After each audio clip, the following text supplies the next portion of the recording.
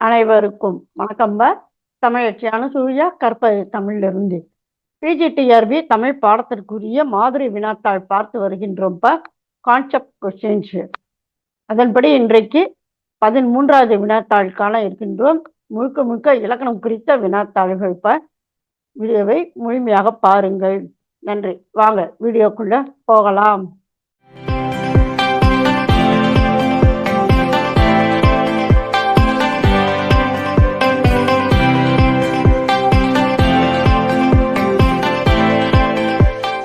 முத்து வீரியம் கூறும் சார்பெழுத்துக்கள் யாவை? உயிர்மெய் ஆயுதம். நல்லா நினைவச்சுகள். நன்னூலார் 10 சொல்றாரு, தொல்காப்பியர் 3 கூறுகின்றார். முத்து வீரியம் பார்த்துக்கோங்க, 2 தான் சொல்லுது, உயிர்மெய் ஆயுதம் என்று. இலக்கண கொத்து என்னும் நூலை முதலில் பதிப்பித்தவர் யார்? ஆறுமுக நாவலர். வைத்தியநாத தேசிகரின் ஆசிரியர் அகோர முனிவர். சுவாமி கைராயரின் மகன் இயற்றிய நிகண்டு நூல்கள் யாவை? நாமதீப நிகண்டு, தொகை நிகண்டு. சரி, அவருடைய மகன் யாரு? சிவசுப்பிரமணியன் என்பவர். அடுத்ததாக, தொன்னூல் விளக்கம் கூறும் அகத்திணை இலக்கணத்தில் எப்பொருளை பற்றி கூறவில்லை, உரிப்பொருள் பற்றி கூறவில்லை. அம்மா அப்படின்னா என்னம்மா? அகத்திணை இலக்கணம் அப்படின்னு சொல்லிச்சுன்னா நிலம், அதாவது முதற் பொருள், கருப்பொருள், உரிப்பொருள்னு சொல்லுவோம். நிலமும் பொழுது முதற் பொருள்னு சொல்லுவோம் இல்லைங்களா? கருப்பொருள் அப்படின்னு சொல்லி சொன்னோம்னாக்க தெய்வம்லேருந்து தொழில் வரைக்கும் இருக்கின்றன கருப்பொருள்கள். அடுத்து உரிப்பொருள் அப்படின்னாக்க ஒழுக்கம் பற்றி கூறுவது. இந்த பார்த்தீங்கன்னா தொன்னூல் விளக்கம் இந்த உரிப்பொருள் பற்றி மட்டும் கூறவில்லை. ரத்தன சுருக்கம் இயற்றியவர் யார்? புகழேந்தி புலவர். பன்னிரு படலத்தை அளவியால் பெயர் பெற்ற நூல் என்று குறிப்பிடும் உரை எது? பழைய உரை. நம்மாழ்வார் பெயரால் அழைக்கப்பெறும் நூல் எது? மாறன் அலங்காரம். நம்மாழ்வாரனுடைய இன்னொரு பெயர் மாறன் அப்படிம்பாங்க. அவர் பெயரால் அழைக்கப்படுகின்ற நூல். இந்த வினாவை பார்த்து கொள்ளுங்க இப்ப. சரிங்களா? பிரயோக விவேகம் எந்த இலக்கணத்தை பற்றி மட்டும் கூறுகின்றது? சொல் இலக்கணம். ஐவகை இலக்கணத்துல அது கூறுகின்ற இலக்கணம் சொல் இலக்கணம் பற்றி மட்டும்தான். முத்து வீரியத்தின் உரையாசிரியர் திருப்பார் கடல்நாதன் கவிராயர். திரமிழம் என்ற சொல்லிலிருந்து தமிழ் என்னும் சொல் தோன்றியதாக குறிப்பிடும் நூல் எது? பிரயோக விவேகம். மாறன் அலங்காரத்தின் 5 இயல்களில் இப்பொழுது கிடைப்பன யாவை? களவியல், வரைவியல், கற்பியல். அம்மா அந்த 5 இயல்கள் என்னன்னாங்கம்மா? அகத்திணை இயல், களவியல், வரைவியல், கற்பியல், ஒழிவியல். ஆக மொத்தம் 5 இயல்கள். ஆனா இன்றைக்கு கிடைக்கிற பார்த்தீங்கன்னாக்க இந்த 3 இயல்கள் மட்டுமே கிடைக்கின்றன. சரிங்களா? முத்து வீர உபாத்தியாயரை என்னவென்று அழைப்பர்? கம்மாள வாத்தியார் என்று அழைப்பர். தமிழ் வடமொழி சொற்கள் வழங்கும் முறையை குறிப்பிடுபவர் யார்? சுன்னாகம் குமாரசாமி பிள்ளை. எந்த நூலில் குறிப்பிடுகின்றார்?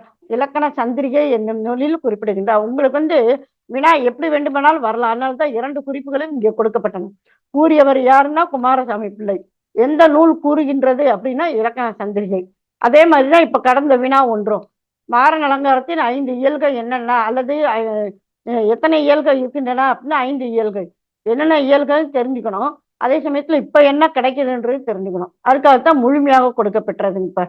சரிங்களா?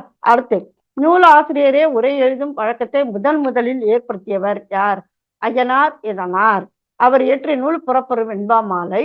அதுல பார்த்தீங்கன்னாக்கா அவரே உரையும் எழுதி இருக்கின்றார், புறப்பொருள் வெண்பா மாலை. சரிங்களா? அடுத்ததாக, சுவாமிநாதத்தை முதலில் வெளியிட்ட பல்கலைக்கழகம் எது? அண்ணாமலை பல்கலைக்கழகம். சரிங்களா? மாறன் அலங்காரத்தின் உரையாசிரியர் யார்? தென் திருப்பேரை காரி ரத்தின கவிராயர்.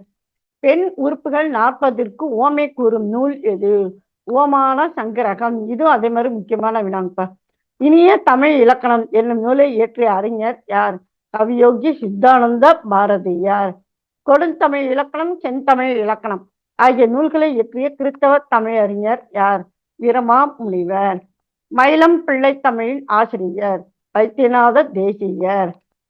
முதலில் எழுத்து சீர்திருத்தத்தை கூறியவர் அப்படின்னா வீரமாமுனிவர் வருவார். கூறிய இலக்கண நூல் அப்படின்னு சொல்லி சொன்னோம்னாக்கும் தொன்னூல் விளக்கம். சரிங்களா? அதனால நல்லா பார்த்துக்கோங்க. குட்டி தொல்காப்பியம் என்று அழைக்கப்படும் நூலும் இதுதான். அடுத்து, தமிழ் இலக்கண கும்மியின் ஆசிரியர் யார்?